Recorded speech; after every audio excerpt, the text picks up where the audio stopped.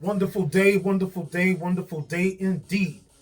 This is your neighborhood sensei Fouché, and I always begin my shows by first strongly suggesting, because a lot of folks don't like being told what to do, true indeed. Hard headed, problem based, but for those that are seeking solution orientation, I most emphatically implore moving forward to all of you beautiful, wonderful, self loving, worthy individuals to stay woke. But in the process, never let them get you all stressed out. You know what I'm saying? Because it's easy to fall back into anger and resentfulness. So take any and all meditative steps and procedures, including environmental change if and when necessary, in order to relax. And always be prepared to take those notes. And life is full of notations. And if you aren't aware, you're going to miss a lot. A lot of stuff is going to go over your head, and you're going to be speaking more in questions as opposed to answers. Or another reference I use regularly is question marks as opposed to exclamation points. And I just totally moved past the period. But if you want to go into a period, where you don't have to be so emphatic, that's all good and fine. Question marks, or would you rather be into the finalization, which is periods and exclamation points?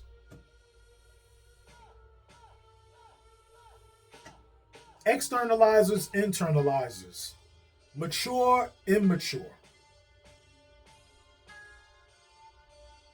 And I run into a lot of immature people. And you know what really gets me? Because when we talk about this book, and let me introduce the book, because the book that we've been covering in Now Moment is Adult Children of Emotionally Immature Parents. And I always replace the word parents with people, because there are a lot of immature people, you know what I'm saying? And they're guiding underdeveloped minds, and this is the future.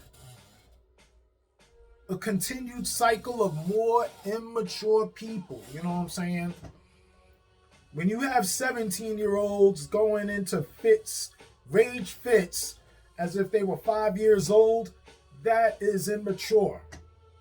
When you have grown adults, 42 years old, and always talking about what they don't know and can't control their emotions, and then leading and guiding someone else who is even more confused.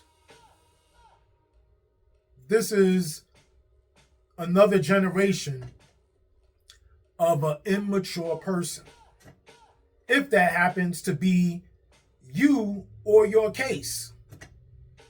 But a lot of people are going to be in denial, you know what I'm saying? And that is the failure. The denial is the failure, because you won't be honest and admit that you have an issue.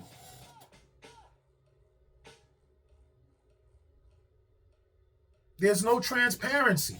And without transparency, you know what I'm saying, you won't even truly be able to define, the problem or the wound, going towards a healing process. And then you'll develop the scar. And I heard this in something I was watching, because someone was referencing having, many scars, dealing with their trauma, and the person that was being spoken to responded and said, scars are a remembrance after the healing.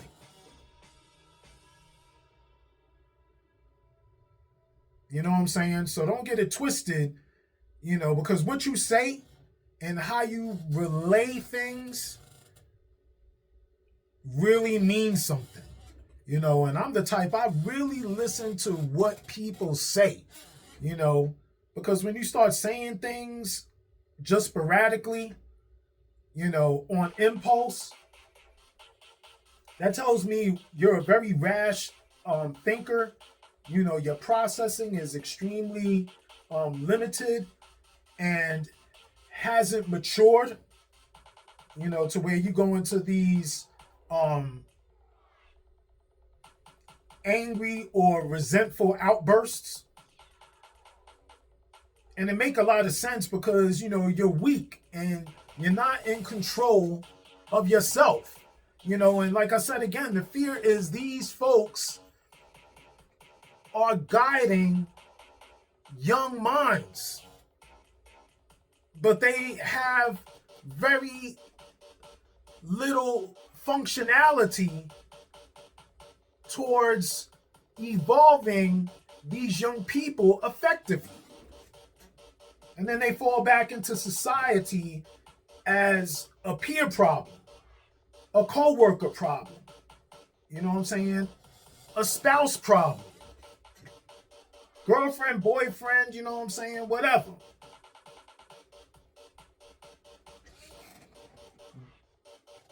The author of this book, let me get there before I started to speed my process a little bit post forward. Lindsay C. Gibson is the author of this novel. And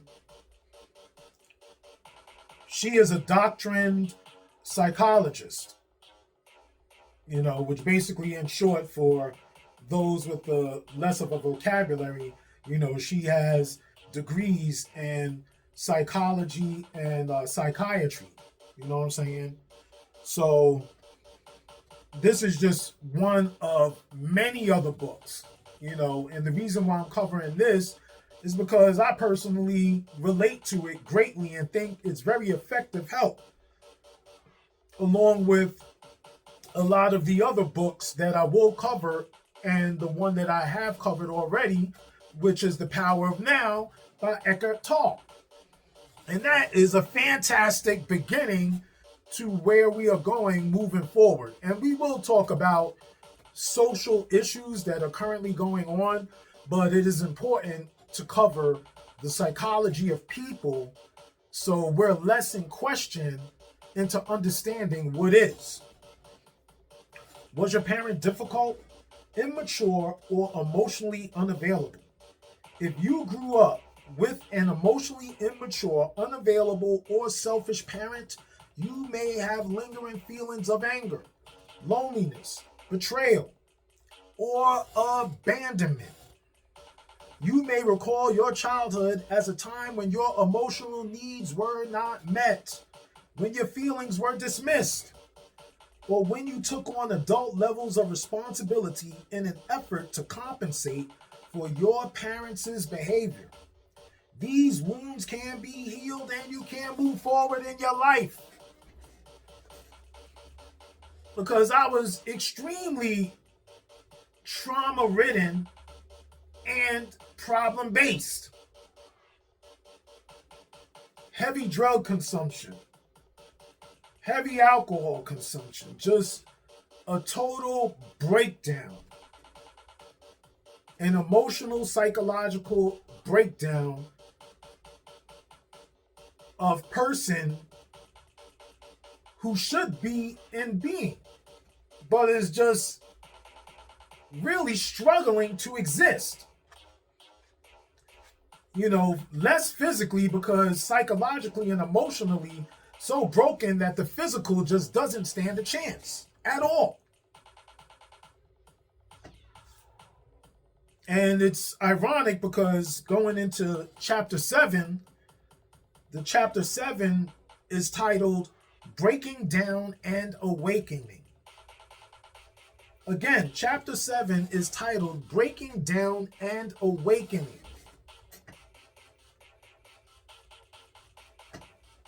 Because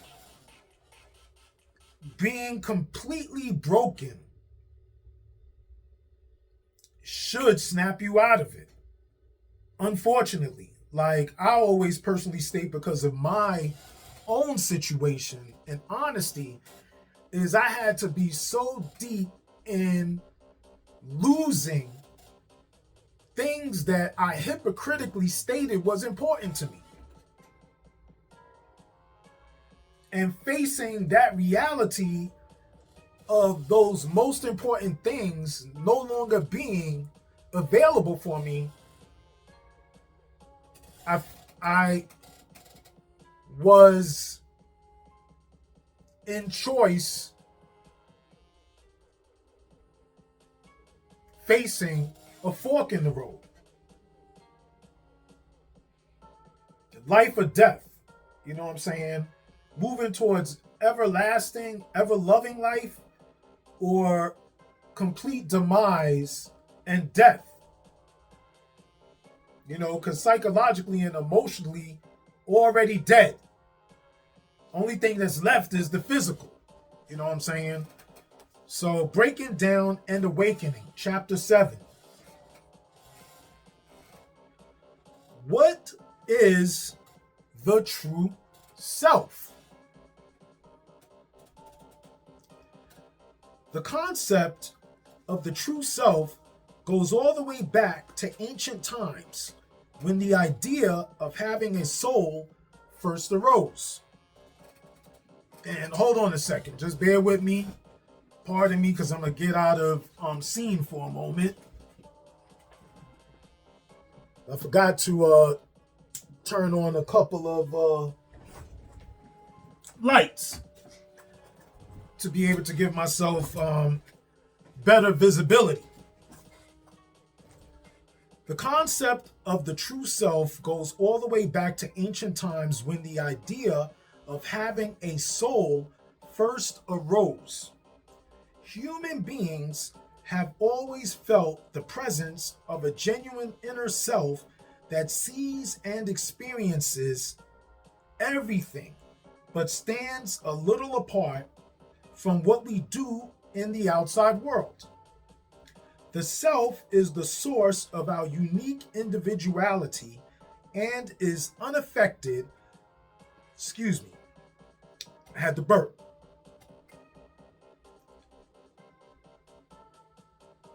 The self is the source of our unique individuality and is unaffected by the family pressures that mold our role selves. This inner self has been known by many names, such as the true self, the real self, the core self. But all are the same thing, the consciousness that speaks the truth at the center of a person's being. You can think of the true self as an extremely accurate, self-informing, neurological feedback system that points each individual toward optimal energy and functioning. The physical sensations that accompany experiencing the true self suggest that whatever this self is, it's based in our biology as human beings. It's the source of all gut feelings and intuition, including immediate, accurate impressions of other people. I mean, once you're so locked in and tuned in to a higher understanding and development psychologically, it is easy for you to recognize the conscious characters within other individuals that you interact with.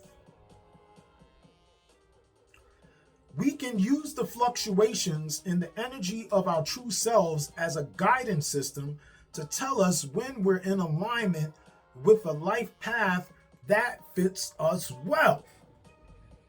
Like when you start to feel extremely uncomfortable and agitated within your immediate environment or relationship with a specific person, Like if you start getting the most extreme bad vibes, like that's really telling you something. That is your true self. You know what I'm saying? Your subconscious self really speaking to you. You know what I'm saying? It's like the God self tapping you on the shoulder, the good angel, as opposed to the devil continuously speaking in the other ear and has more control of your autopilot. But different book. We already covered that. Go back to before into the power of now conversations, and then you'll understand. But I'm pretty sure any common intelligent person will kind of follow what I'm saying. When we're in accord with our true selves, we see things clearly and feel that we're in a state of fluidity. We become focused on solutions instead of problems. Solution-oriented instead of problem-based. I mean, that's an analogy that I always use. Are you problem-based or solution-oriented? You know what I'm saying? Because problem-based people, all they speak about and deal with are problems. They don't know anything other than problems. They create them, they hold on to them, they pass them on, you know what I'm saying? And then you have solution-oriented people that are very resistant into speaking about problems. They're more focused on talking solutions and sharing solutions way more than itemizing through their own personal situations or problems. Things seem much more possible as we pay attention to our genuine needs and desires. Opportunities and people come into our lives that help us in ways we never imagined. We actually become luckier. Your true self has the same needs as a flourishing, healthy child to grow, be known, and express itself. You know what I'm saying? An underdeveloped or undeveloped mind needs and thrives, from a very foundational person. Above all, your true self keeps pushing for your expansion, as if your self-actualization were the most important thing on earth. To this end, it asks for your acceptance of its guidance and legitimate desires. It has no interest in whatever desperate ideas you came up with in childhood regarding a healing fantasy or role self.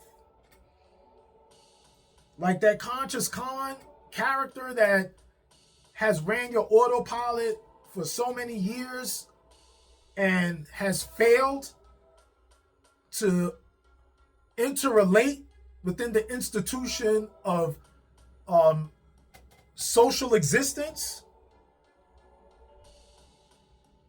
You know what I'm saying? Like your subconscious self or your true self, like it's tired of that goofy child person that keeps running your autopilot.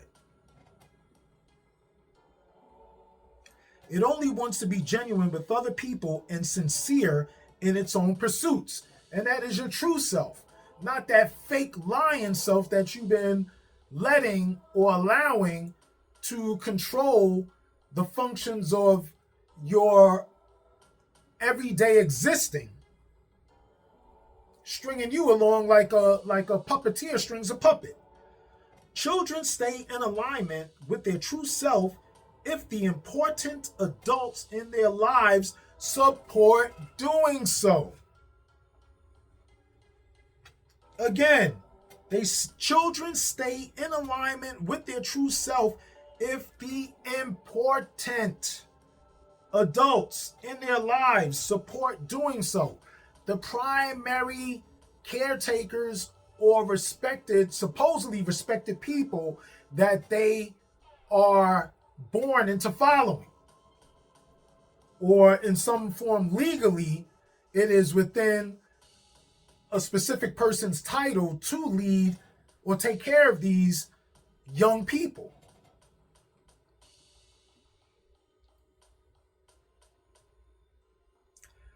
However, when they're criticized or shamed, they learn to feel embarrassed by their true desires. By pretending to be what their parents want, children think they found a way to win their parents' love. They silence their true selves and instead follow the guidance of their role selves and fantasies. Since the parent is goofy and not mature, the kid is like, well, let me fall in line with goofy and immaturity because it seems like that is what is going to please this parent into giving me some form of attention. Not even the proper attention, just some form of attention instead of like this, very awkward glare of, in a rare occurrence, you have a child that is indirectly guided into a more mature understanding past their parent state of existing, within their home, their everyday life.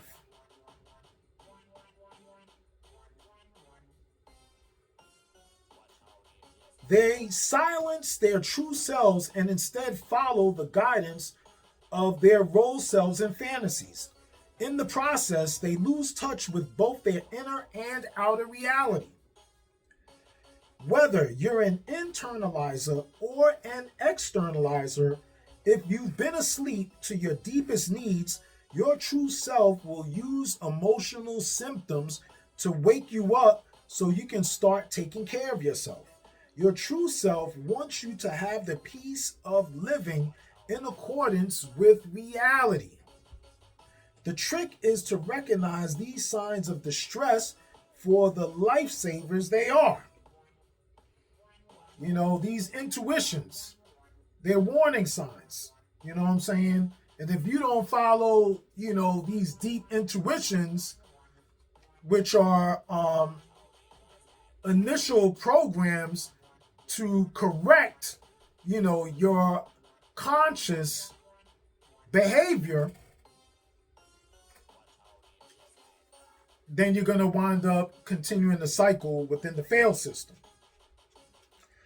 People experience a breakdown when the pain of living in role selves and healing fantasies begins to outweigh any potential benefits.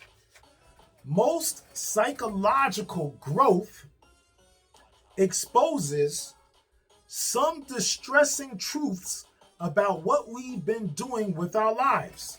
Psychotherapy, and let me take a sip of water.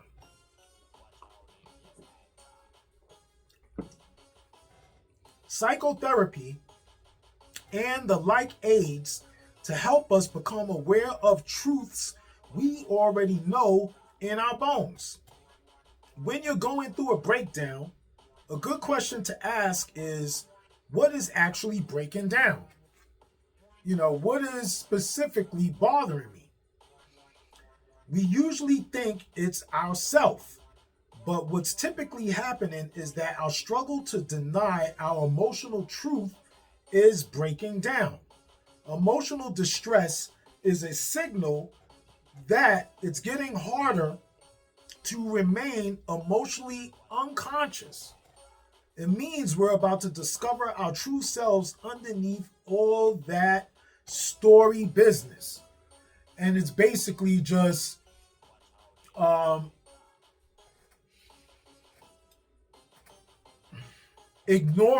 continuing to ignore or dismiss, these problems, and then when they reach a point of capacity, full capacity, then it starts to explode or overflow. Your true self wants you to see what's really going on. Like, you don't have to go that far into explosion if you're focused and in tune with your feelings. If you're consistently in tune with your feelings, They're not going to have to go through volcanic explosions. So again, your true self wants you to see what's really going on. It tries to wake you up because it wants you to stop believing that your emotionally immature parents or people knew what was best for you, and that creating a role self is better than being who you really are. It knows better than to let a fantasy run your life. Let's read those couple of sentences again. It tries, or let's go back. Your true self wants you to see what's really going on. It tries to wake you up because it wants you to stop believing that your emotionally immature parents knew what was best for you, and that creating a role self is better than being who you really are. Dismissing all the lies about not only your parents and who they are and what they didn't give to you or what they're lacking, but also what you created that isn't real and isn't complementary for your better mental health. In order for people to learn anything new, their old mental pattern must break up and rework itself around the new, incoming knowledge. This process of internal breakdown and accommodation is key to continuing in the intellectual development. Emotional distress is potentially a sign of growth, not necessarily illness. He saw psychological symptoms as coming from a freshly activated urge to grow a coined, He saw psychological symptoms as coming from a freshly activated urge to grow and coined the term positive disintegration to describe times when people break down inside in order to reorganize into more emotionally complex beings. Some people were able to expand their personalities as a result of these upheavals, while others soon slipped back into where they'd been before. Like some people actually conquered eliminating these characters, you know what I'm saying, these concepts, and others are not strong enough, and they submit back into weakness.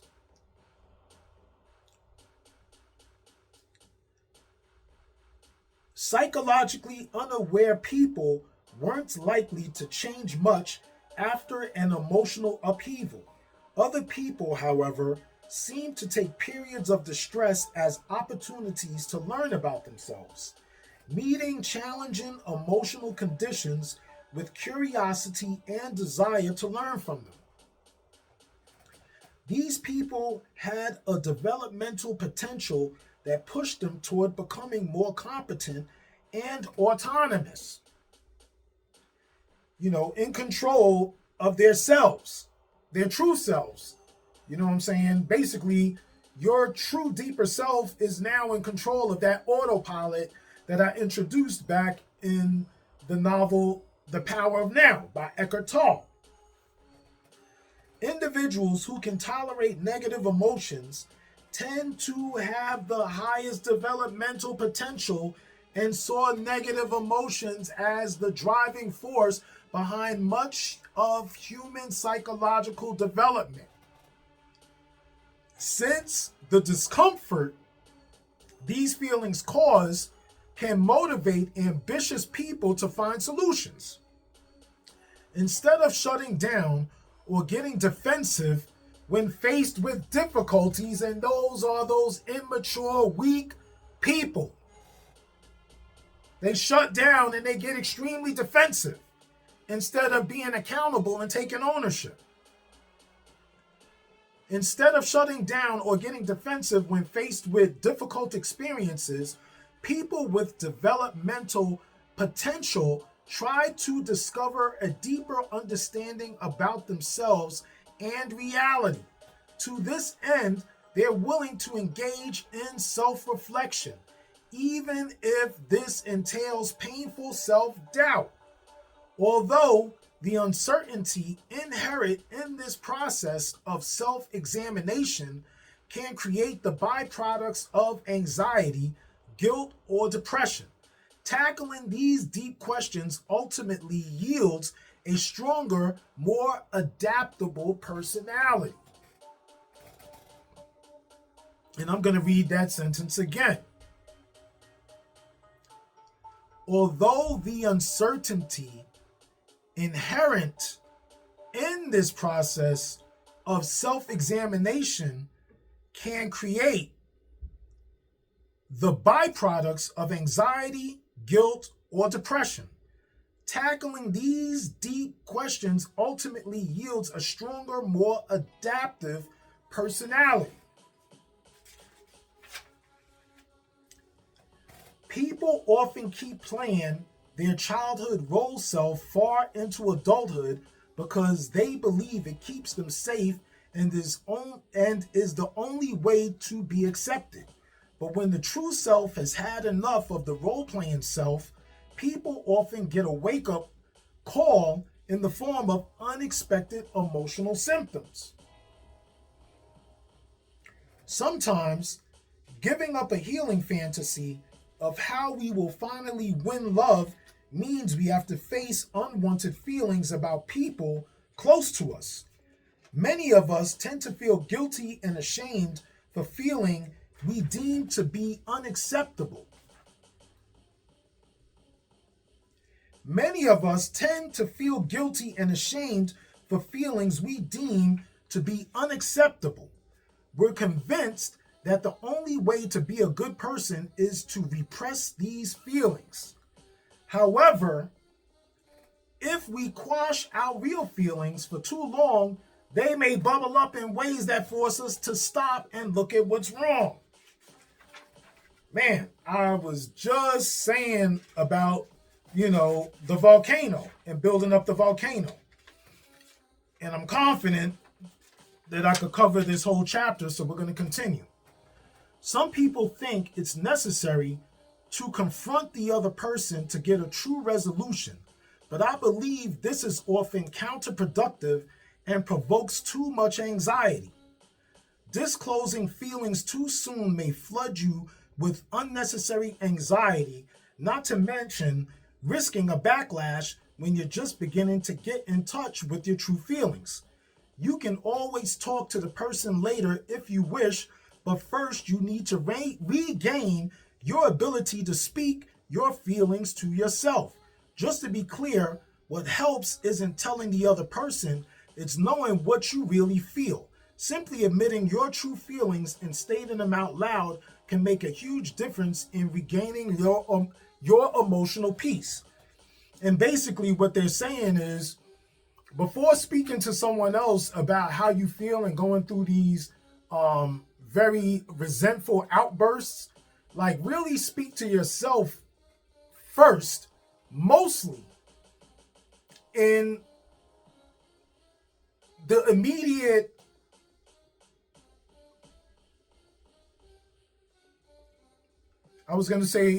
in the immediate pursuit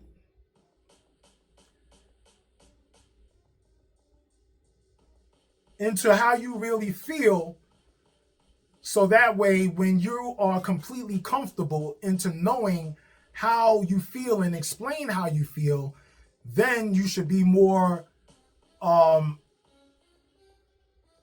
agreeable into comfortably and more maturely explaining these feelings to someone else. Once you're in control into knowing and explaining to yourself how you feel, then it should be easier and more comfortable to explain it to someone else. Because anger is an expression of individuality, it's the emotion that emotionally immature parents most often punish their children for having. But anger can be a helpful emotion because it gives people energy to do things differently and lets them see themselves as worthy or sticking up for. It's often a good sign when overly responsible, anxious, or depressed people begin to be consciously aware of feeling angry. It indicates that their true self is coming to the fore and that they're beginning to care about themselves. Internalizers are notorious for not taking good care of themselves, believing it's up to them to improve or fix everything. They often end up neglecting their own health, especially the need for rest, as they work to attend to everything they think they need to do. They often overlook even basic physical cues, including pain and fatigue. Relationship problems present a huge opportunity to wake up. Given that we tend to play out painful patterns learned in childhood in our significant adult relationships, it isn't surprising that so many people come for therapy because of relationship issues. And because intimate adult relationships are so emotionally arousing, they tend to activate unresolved issues about not getting our emotional needs met. Like in adulthood, growing up in an immature home, or this fulfillment that you're looking for, you usually resonate with a partner that in some form is in compliance with that prior conditioning or environment that you're used to. You know what I'm saying? And then, you wind up carrying, these same feelings forward into this other relationship because you're hoping that, the lacking from before in your childhood would be able to complete in your adult relationship, but the adult relationship was comprised off of what you were used to or comfortable in when you were growing up. And because intimate adult relationships are so emotionally arousing, again, they tend to activate unresolved issues about not getting our emotional needs met. We often project issues about our parents onto our partners. Then we may become even more angry with them because at an unconscious level, they remind us of the past, in addition to whatever is happening in the present.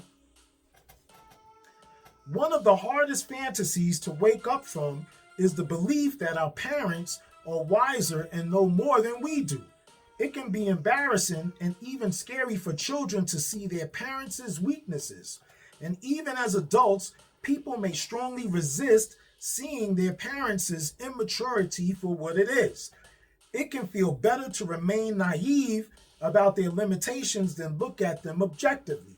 Subconsciously, perhaps we feel protective of our parents' vulnerability. You know what I'm saying? You need to give them a pass. You feel sorry for them because, if they're attacked, then, they're going to wind up going into, this immature response back to you. Resentment. They're going to start speaking in terms and tones of resentment because you're calling them out, because they can't identify with the truth because they're so used to existing within a lie. It's important for people to consciously appreciate their strengths. Unfortunately, the children of emotionally immature parents usually don't develop much appreciation for their positive qualities because self-involved parents have little or no ability to reflect their children's strengths. As a result, these children often feel a little embarrassed to think of themselves in terms of their most positive qualities. You know what I'm saying? They're so used to the negative. They're accustomed to putting others in the limelight and worry that they'll get a swelled head if they recognize their own strengths. Like they won't honor themselves, they're always into honoring people, other people outside of themselves, and not even recognizing, their strength themselves. And that just kind of falls into eventual frustration and, immature reactions. However, it's crucial to know what your assets are and be able to articulate them. Be able to speak about the positive things about yourself instead of always putting yourself down. It provides self-validation and allows you to feel good about what you bring to the world. This self-recognition builds energy and positivity. While modesty and humility can help you keep things in perspective, they shouldn't prevent you from knowing your best qualities. It doesn't make you big-headed and egotistical. It just makes you honest and in most appreciation about your best qualities. Narrative therapy. It's crucial for people to become conscious of the meaning and intentions in the storylines they've been living by. Working through childhood emotional injuries is the most effective way of waking up from repeating the past. When I say working through, I mean the mental and emotional process of coming to grips with painful realities. Think of it as a process of breaking down something that's initially too big to swallow. And I always speak about the movie What About Bob? Way old school, about, 35, close to 40 years old. And What About Bob was talking about, baby steps and the psychological process of healing, baby steps. So again, working through childhood emotional injuries is the most effective way of waking up from repeating the past. When I say working through, I mean the mental and emotional process of coming to grips with painful realities. Think of it as a process of breaking down something that's initially too big to swallow. You chew on it until it can become a digestible part of your history. Research suggests that what has happened to people matters less than whether they've processed what happened to them. Again, research suggests that what has happened to people matters less than whether they've processed what happened to them. In a study of the characteristics of parents who raise securely attached children, researchers found that parents who created a secure attachment for their children were often characterized by a willingness to recall and talk about their own childhoods. Even though some of these parents had lived through very difficult childhood experiences, their relationships with their own children were secure, since they had spent time thinking about and integrating their childhood. Excuse me. Let me begin. Even though some of these parents had lived through very difficult childhood experiences, their relationships with their own children were secure, since they had spent time thinking about and integrating their childhood experiences and were at ease with both the negative and positive aspects of their life. It's easy to imagine why children with such parents showed secure attachment. These parents were not avoiding reality because they had addressed their own pasts. They were fully available to connect with their children and form a secure attachment. And basically breaking that down for me to explain to all of you, because I went through this and I do this myself in my own parenting, is being honest about the things that my parents did wrong, as well as the things that they did right, whatever that may be. You know what I'm saying? Being honest about how and why I went wrong and understanding the mistakes and how that direction led to be. And understanding at the same time that my own child could possibly follow, in that same insecure direction, you know, and being real in that moment when and if it presents itself, explaining to my child that I understand how you went down this road. You know what I'm saying? And I went down this road. And this is why I went down this road. And this is why what I was dealing with that led me to go down this road. You know what I'm saying? And you're going down a road because of your specific, you know, feelings or disconnection. So let's talk about it and be most transparent into what I can do, what I did to be some includes cause of how you're feeling, and what can we do to move you past this feeling. You know, because I'm not going to say that you shouldn't feel it or don't have a reason to feel it. I have my feelings about it myself, you know what I'm saying? But that doesn't make it right. It just makes me trying to defend, you know, my position, you know. But, you know, you have a problem that you should address. And I have to be real and in agreement, knowing that you should be justified in how you feel in some form or sense. And in conversation, we should have some compromise and agreement into where we're going to go beyond, you know, being accountable into why this happened and, you know, who was responsible. The true self will find ways to express itself even in the face of efforts to play a role or live out a healing fantasy. When people have ignored their true self for so long, they may develop psychological symptoms. Waking up to the needs of the true self can initially feel like breaking down. You know what I'm saying? Like you will go into an extremely emotional and tearful outburst, more than probable, most probable. But it's necessary in order for you to face the reality of your long-time connection with problems. Panic, anger, and depression are just a few symptoms that may signal an emotional awakening to better self-care and healthier values. When people process their childhood issues and wake up to their strengths, they gain the confidence to start living from their true self. And we covered this whole chapter 7 in one conversation. Wonderful.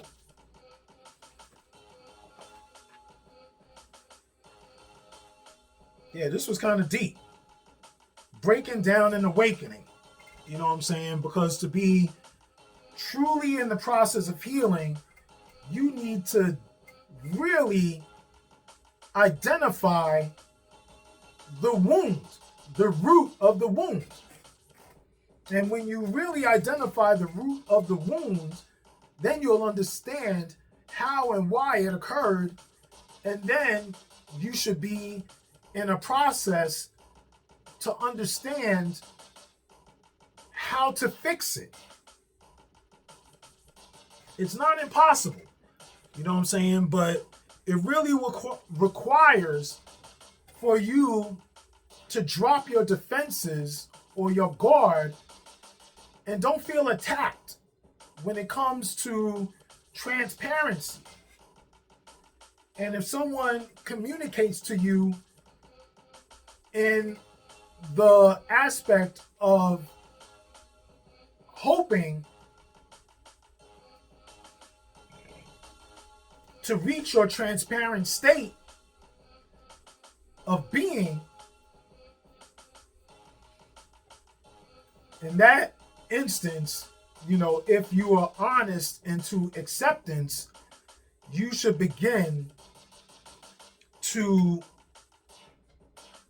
nurture and go through the necessary healing processes for your peace and salvation.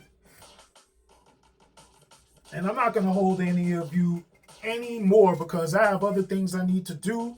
And I really appreciated this moment.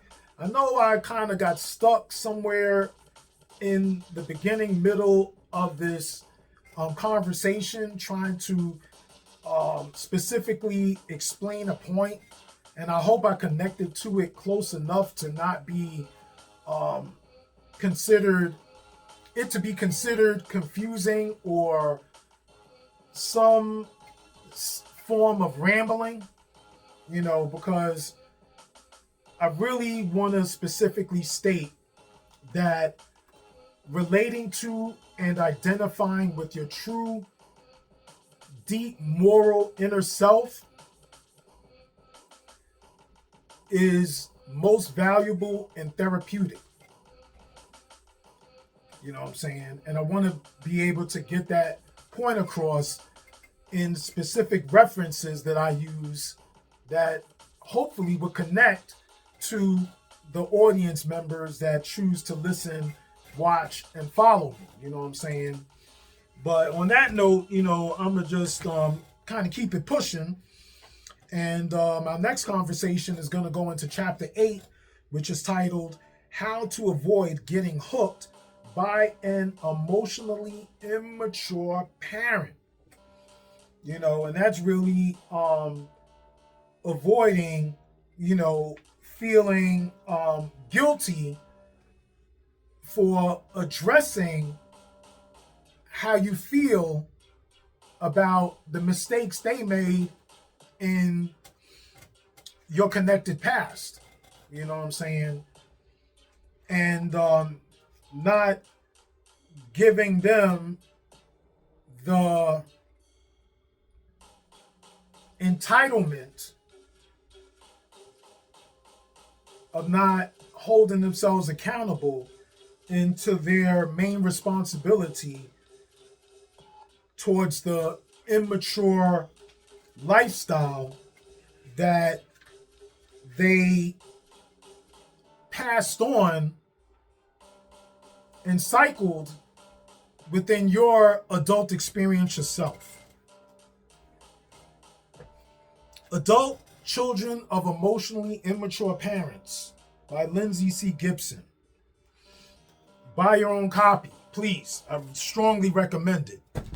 This is your neighborhood Sensei Fouché, and I first strongly suggest, before emphatically implore, because most folks don't like being told what to do true and deep. You know what I'm saying? So I would like for all of you beautiful, wonderful, self-loving, worthy individuals to stay woke. Don't let them convince you to go to sleep. Practice all necessary meditative steps and procedures in order to relax. Never let them get you all stressed out.